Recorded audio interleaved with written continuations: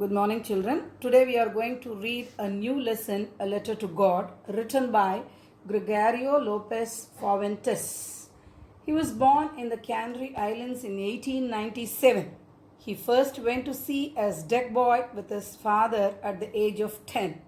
As a teenager, he worked on cargo ships out of the Canary Islands to Trinidad and from the Spanish ports to South America. He migrated permanently to Cuba when he was 22 years old. He died from cancer in Kojima in 2002. He was 104 years old. Let's see the introduction about this lesson.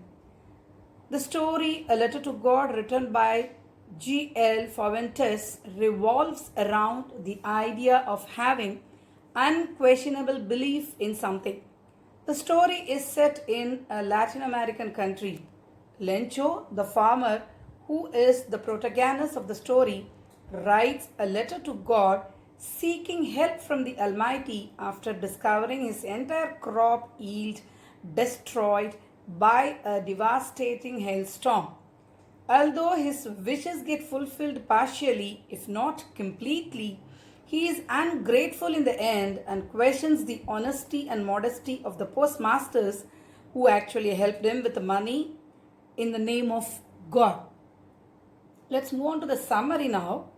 Lencho, the main character, the protagonist of the story, was a dedicated farmer. He was expecting a decent harvest. However, to his grief, a hailstorm came and destroyed his harvest completely. Lencho was very sad. However, he had a strong belief in God. He was certain that God would help him. Also, he was an extremely straightforward man. Although working for a long time on the farm, he knew writing.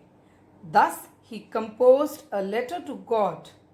In the letter, he asked God to send him 100 pesos.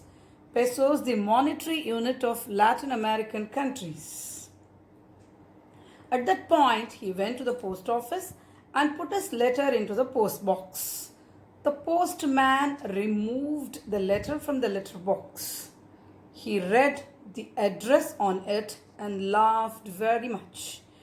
Also, he rushed to the postmaster and demonstrated to him about that strange letter.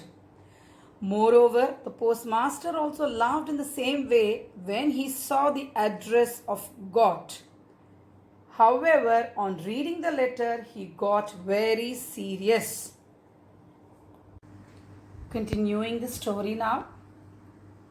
The postmaster lauded Lencho, who had unquestioned faith in God and decided to help him in terms of money. He asked the employees of the post office to give charity. Moreover, he gave a part of his salary too. However, they were able to collect only a little more than 50 pesos, as requested by Lencho. The postmaster put the money in an envelope. It was addressed to Lencho. On Sunday, Lencho once again came to the post office. He asked if there was a letter for him. The postmaster took out the letter and handed it to Lencho. Lencho was not surprised after seeing the money, but when he counted the money, he became angry on God. He was sure that God could not have made a mistake. He took paper and ink and wrote one more letter to God. Then he put it into the letter box. After Lencho had left the place, the postmaster and the employees read the letter. In it, Lencho had complained to God that he had received only 70 pesos, 7070. Also, he requested God to send him the rest of the money this time. However, he asked God not to send the money through the mail. He wrote that the post office employees were a bunch of crooks and thus might have stolen the money. Now, going on to the conclusion, we could say that we learnt that faith has the power to give us what we want to fulfill our needs. However, one must realize that humanity still prevails. So now read the story and then try to understand the summary after reading the story once again. Thank you, children.